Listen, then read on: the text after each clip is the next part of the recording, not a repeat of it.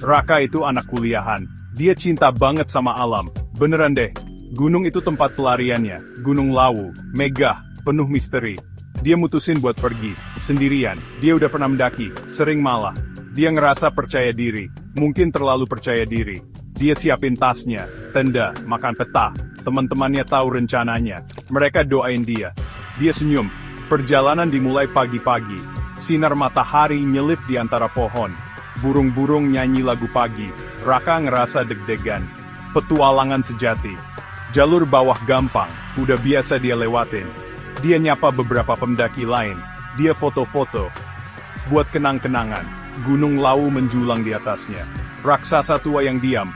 Dia ngerasa kecil tapi tekadnya kuat. Makin tinggi dia naik, udara makin tipis, hutan makin lebat, makin sepi. Sekarang dia sendirian, benar-benar sendirian. Ini tantangan yang dia cari. Kesendirian yang dia mau. Atau, setidaknya itu yang pikir. Hawa dingin mulai terasa. Bukan cuma karena ketinggian, ada sesuatu yang lain. Dia cek kompasnya, masih di jalur yang benar. Dia terus maju, terus ke atas. Jalurnya kayak berblok sendiri, kayak berubah. Senja mewarnai langit, oranye, ungu, hitam. Dia sampai di tempat ngecamp yang direncanain. Capek banget, tapi puas. Dia pasang tenda kecilnya, cepet-cepet. Perasaan aneh tiba-tiba muncul. Kayak ada yang ngawasin. Dia coba hilangin perasaan itu. Cuma capek pikirnya. Dia makan makanan sederhana, sendirian. Gelap menyelimuti gunung. Dan Raka. Besoknya, nggak ada kabar dari Raka. Harusnya dia nelpon, ngabarin, teleponnya. Ditelepon terus, nggak diangkat, cuma sunyi. Teman-temannya mulai khawatir banget. Ini nggak kayak Raka. Dia orangnya hati-hati, pasti ada yang nggak beres. Rasa takut makin menjadi. Mereka harus ngelakuin sesuatu. Cepet. Panik mulai datang. Mereka langsung hubungin pihak berwajib. Tim SAR, tim pencari dan penyelamat. Mereka dibentuk. Orang-orang ahli, pemberani.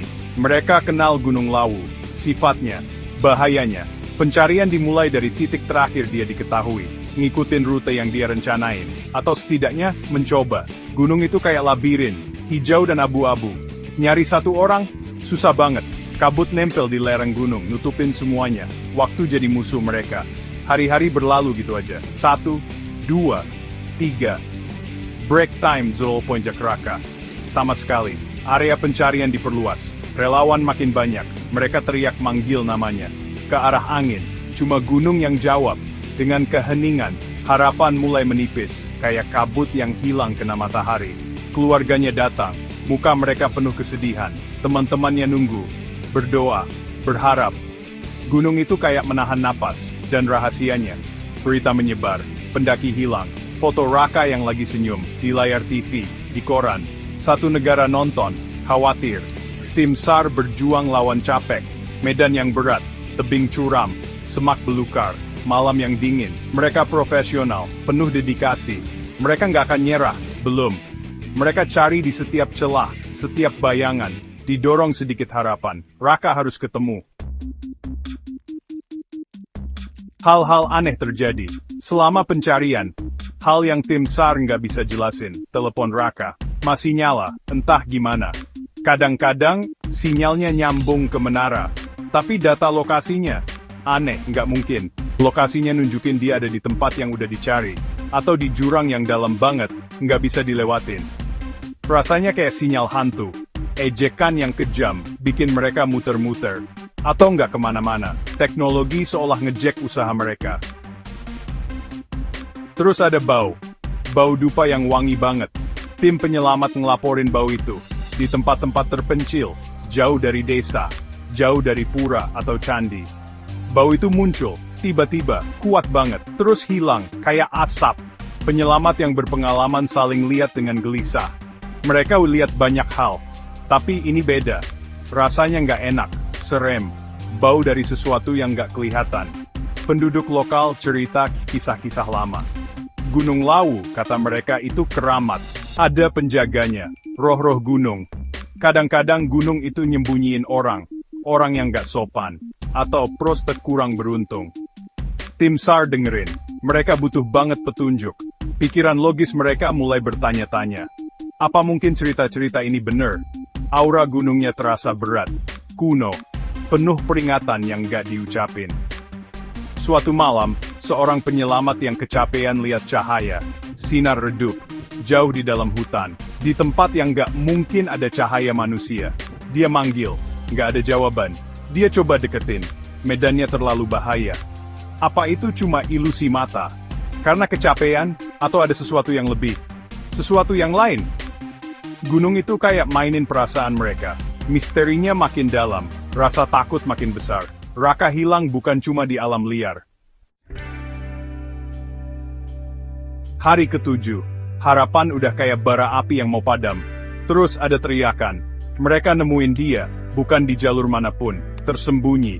Di semak belukar yang lebat dan berduri. Jauh dari rute yang dia rencanain. Nggak mungkin. Dia masih hidup. Itu kejutan pertama, dia duduk diam, pandangannya kosong, ngeliatin kehampaan, atau sesuatu yang nggak kelihatan. Dia kelihatan kayak orang hutan, kurus banget, kotor, penuh tanah dan goresan. Dia lemes, dehidrasi, bingung, matanya kosong, hampa. Dia kayak nggak ngenalin penyelamatnya. Mereka kasih air, dia minum pelan-pelan, makanan. Dia makan tanpa ngomong apa-apa, kayak robot, kayak boneka, badannya ada di situ. Selamat. Tapi pikirannya masih hilang. Entah di mana di gunung itu, atau mungkin di tempat lain sama sekali. Mereka nanya ke dia, apa yang terjadi? Kamu di mana aja? Gimana kamu bisa selamat? Dia cuma geleng-geleng kepala. Pelan, aku nggak inget, bisiknya. Hampir nggak ada yang dia inget dari 7 hari itu. Cuma satu bayangan sekilas. Sepotong kecil. Dia inget lagi duduk di suatu tempat. Tenang, dan ada seseorang sama dia. Sosok, pakai sorban putih, orang ini cuma duduk, diam, tenang. Raka dibawa turun, diperiksa dokter, fisiknya bakal pulih, sebagian besar, tapi traumanya dalam banget, hilang ingatan. Dokter nggak punya penjelasan, soal amnesianya, penduduk lokal bisik-bisik, mereka punya teori sendiri. Roh gunung, roh itu udah ngambil dia, terus balikin dia, kenapa ya? Kenapa ya? Gunung itu nyimpen rahasianya sendiri. Aman. Raka nggak pernah inget 7 hari yang hilang itu. Apa sih yang sebenarnya terjadi waktu tabir jadi tipis di atas lereng kuno itu? Kita cuma bisa bertanya-tanya.